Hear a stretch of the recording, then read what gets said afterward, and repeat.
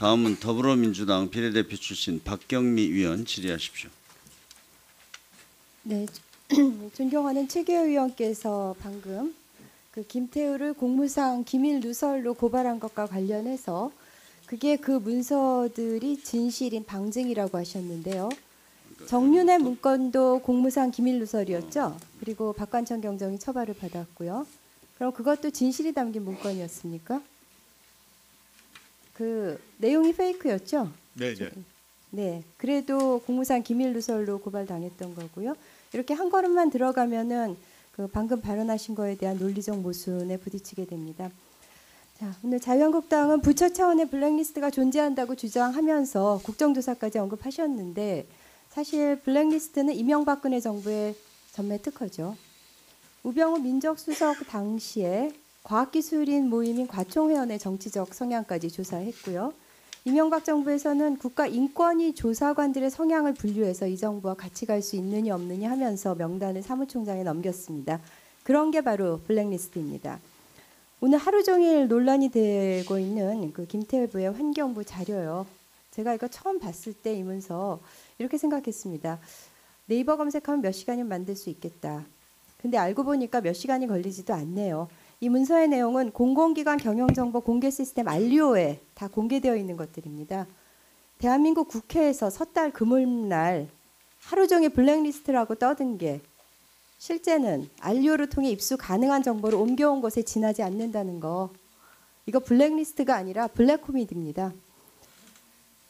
환경부 문건에 거론된 24개 직위 중에서 이만희 의원님이 공개한 녹취 파일의 주인공인 김정주 본부장과 마찬가지로 상당수가 임기 만료 혹은 임기 초과 해석까지 근무했고 임기 전 퇴직은 소수에 불과합니다. 김태우 문건에 있던 몇 가지 예를 들어보겠습니다. 이진화 국립공원관리공단 상임이사, 새누리당 부대변인의 서울시의원 출신으로 임기가 올해 1월 말 1월까지였는데요. 후임자 올 때까지 6개월이나 버텼습니다. 정정국 국립공원관리공단의 본부장인데요. 대통령 경호본부장 출신으로 임기가 작년 4월까지였는데 올 8월까지 근무합니다. 이용재 수도권 매립지 관리공사 이사, 박근혜 캠프의 청와대 정무수석실 행정관 출신이고 임기가 2016년 3월까지였는데 지난 8월까지 2년 이상 더 근무합니다. 이런 예가 수두룩합니다.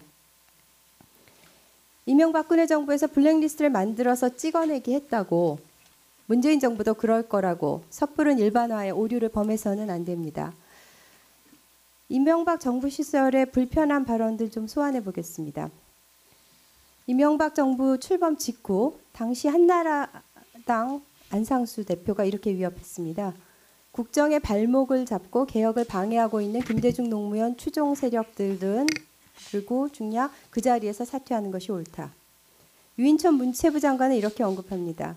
이전 정부의 정치색을 가진 문화예술계 단체장들은 스스로 물러나는 것이 자연스럽다고 하면서 김윤수 국립현대미술관장 등 5명의 실명을 거론하기까지 했습니다.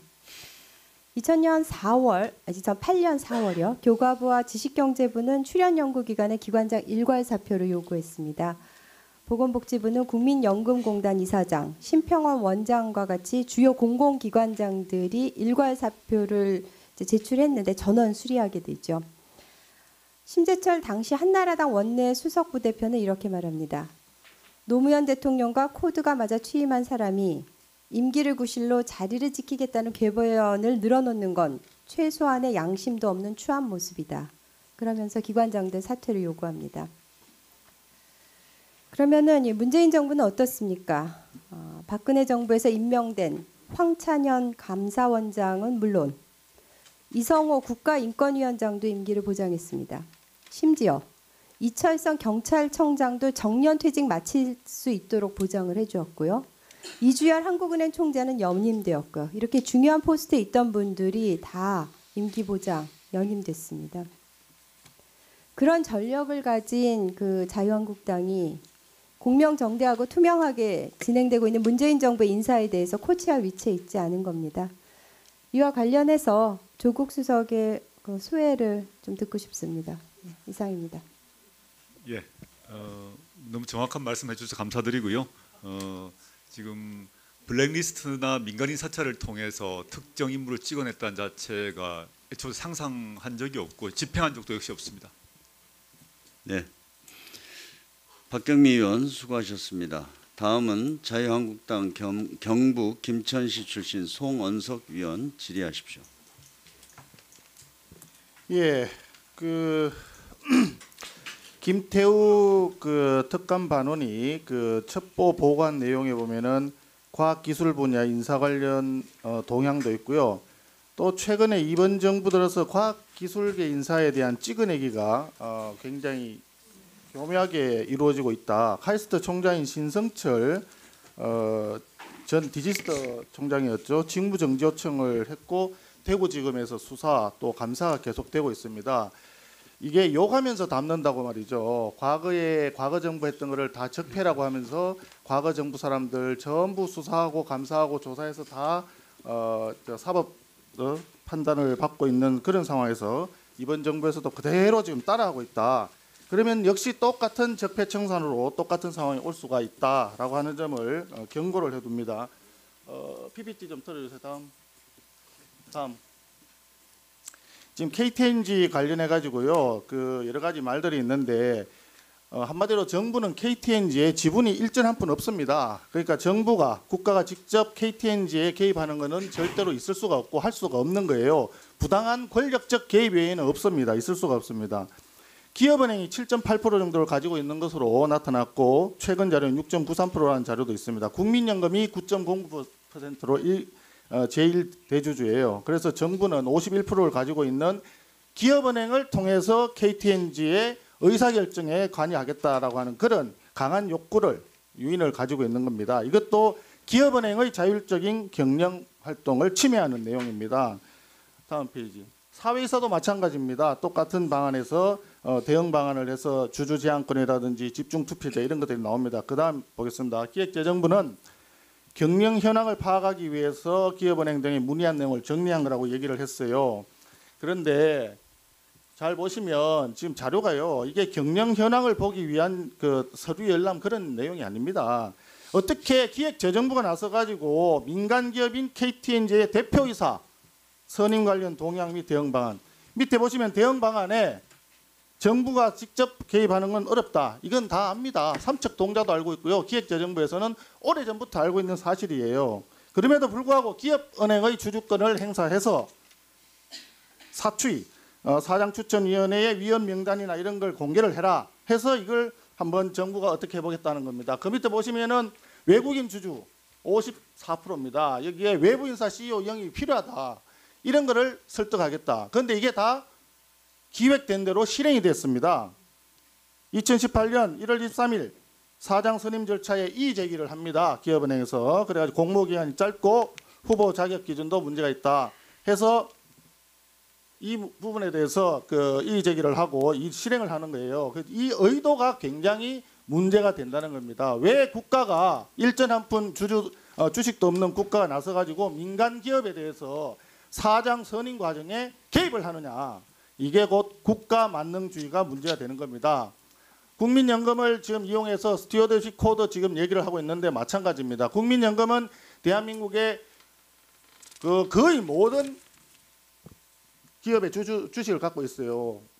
그게 스튜어드십 코드를 적용한다 해가지고 만약에 정부가 의도한 대로 만약에 의사결정을 하게 된다 그러면 모든 기업은 국가의 지배하에 들어가는 겁니다.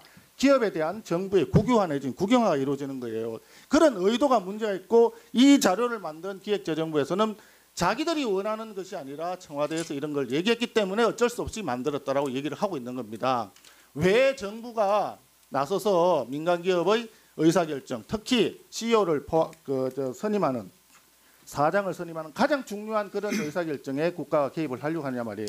그것도 주식이 없는 제3자 주식을 가지고 기업은행 주식을 가지고 말입니다.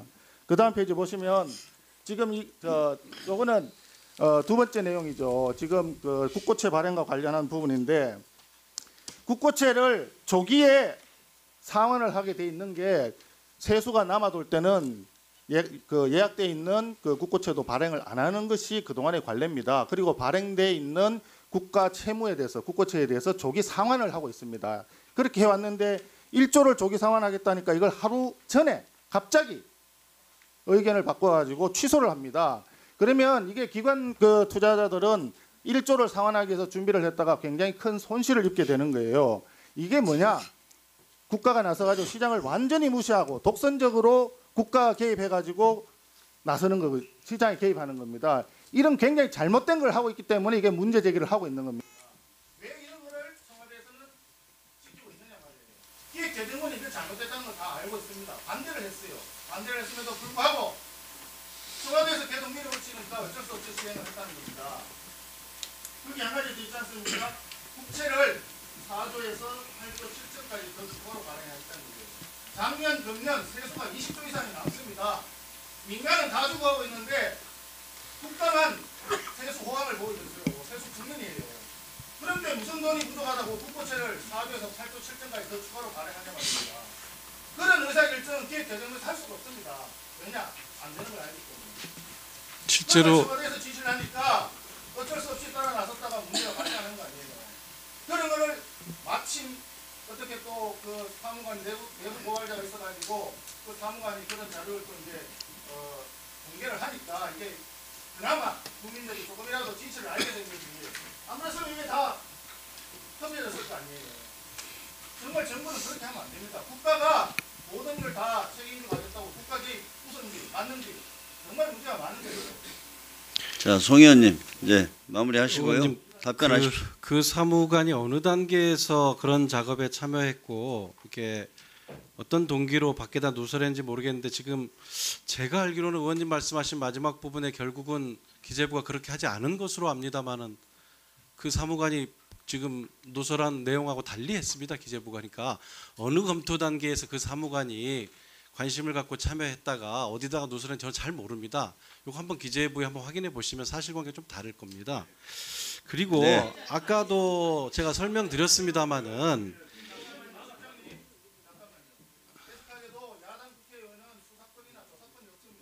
예. 그래서 저도 정확하게는 모르니까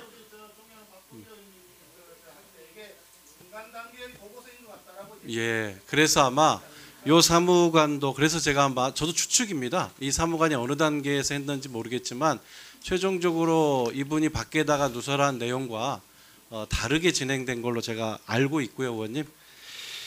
이 의원님께서 KTNG나 이런데 이제 정부 지분도 들어가 있고 국민연금도 참여하고 있는데 그 주주 지분만큼의 어떤 투명한 어떤 견제 장치도 불필요하다고 보신다면 그건 뭐 견해가 다른 걸로 저는 이해하겠습니다.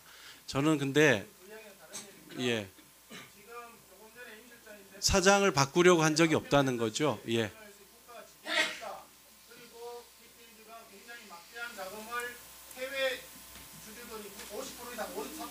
그렇습니다. 예.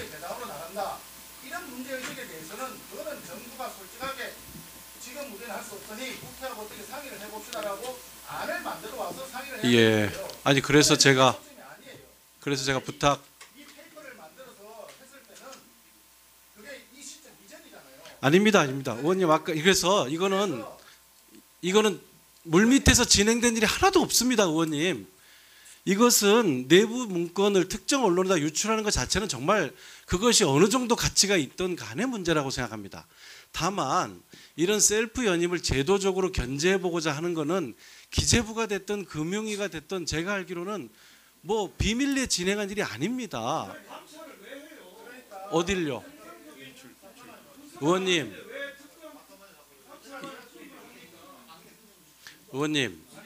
외교 예.